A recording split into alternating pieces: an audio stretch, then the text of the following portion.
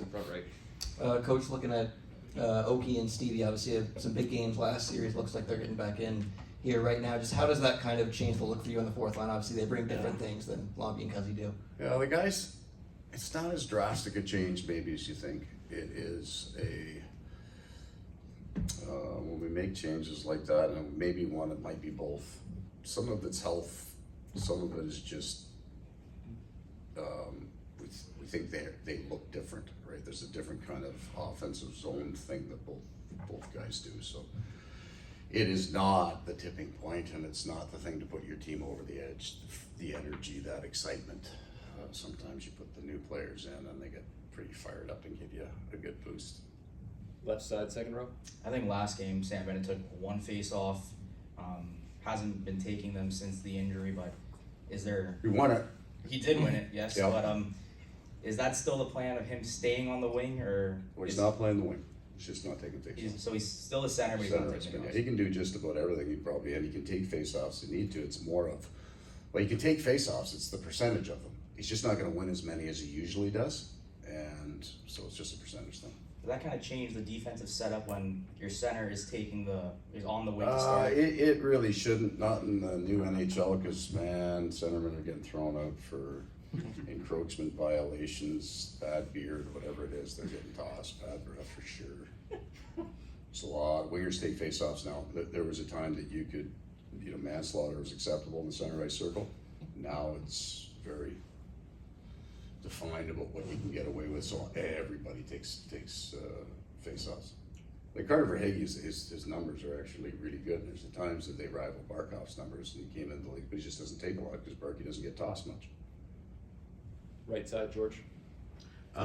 Yeah, I know you're talking about those bringing in the two new guys for the fourth line doesn't, but you've changed up your lines in the third period the other night.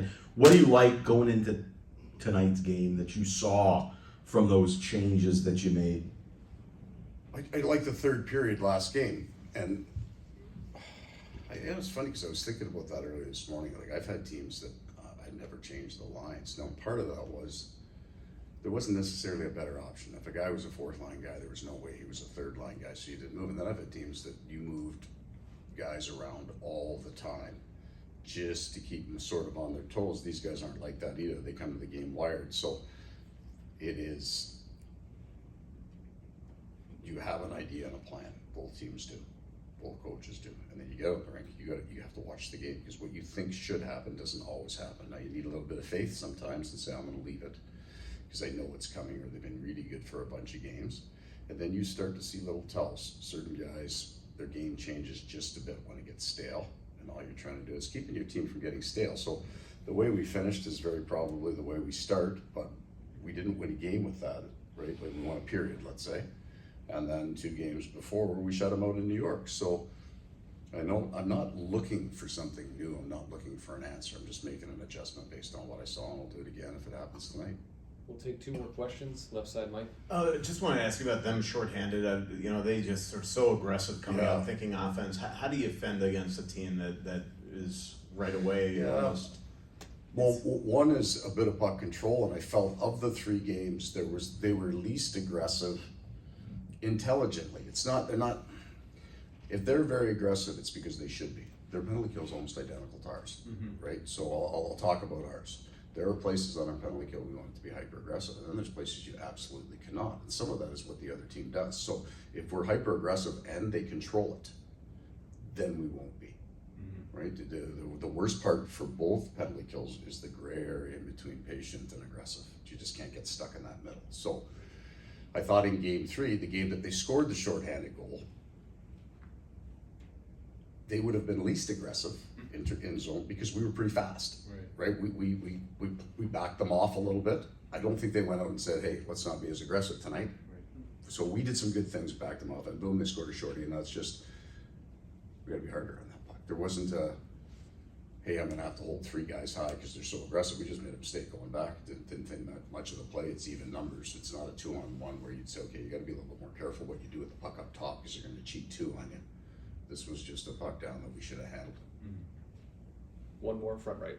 Hey, Coach, I just wanted to ask you about Kyle. I mean, from when he came in here on the team to now, it seems like he's really kind of picked up a second gear as far as speed goes, and he's got a lot more jump to his forechecks and like his first couple of games. I mean, what did he kind of do to kind of be able to kind of add that extra gear to his game?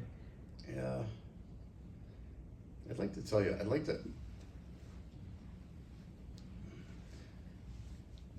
want to be respectful of, I'm going to trust you and I give you this answer and all of you to be respectful of how I mean to say it. They played a completely different style of game in Buffalo.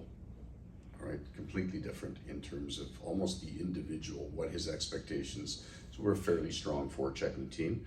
They have a different style of game there. And he plays it, he's such a conscientious man, he plays it to a T. So, and I'm telling you this because he told me this. It took him a little while to get back to playing a completely different game. Now, he's also a really honest captain, wants to do the right things. So he's gonna process before he acts on the ice. And everything is different here. So he's trying to feel we run a completely different neutral zone.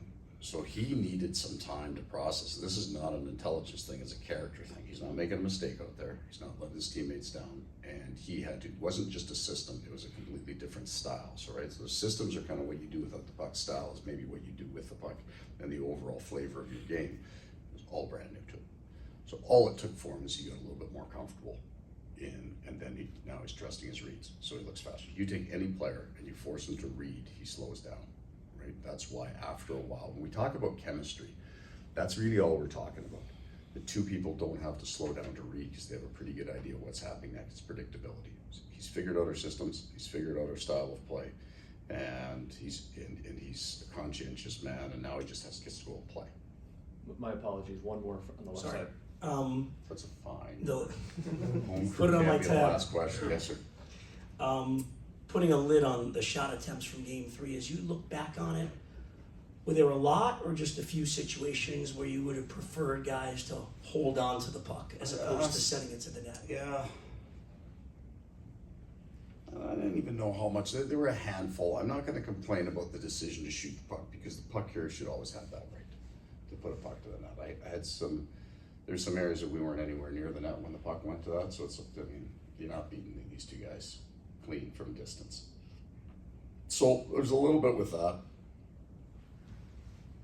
Other than that, you know, we should keep trying to build it. It's a different D zone coverage than the last series. We end up actually spending more time in the offensive zone than we did possibly last series because of that, but it's also, we get some pucks to the net. I don't think that's the story in the game. 7 of our last 8, we've given 2 or less. That's who we are, that's what we do. We put up a lot of shot attempts, good for us, that was an addition. Gave up 5 goals, so we don't like that, but we gave up 44 shot attempts, so we didn't abandon the game defensively. We just gotta make sure we dance with the, what's the song? Dance with the one that you brought, but that's not it. What is it? The Yeah, one who dance brought with you. the girl you brought. Dance with the one that brought you. Who brought you? Yeah. Now, was that originally a statement from a female perspective or a male perspective? Oh, and I would guess just, the male leave me perspective alone is on the that, fact. please. Who knows? male Dance with the perspective. one that brought you. So was it a Dance with the Sadie girl you Hawkins? I understand the concept. What I'm trying to figure out who put out the invitation for the dance.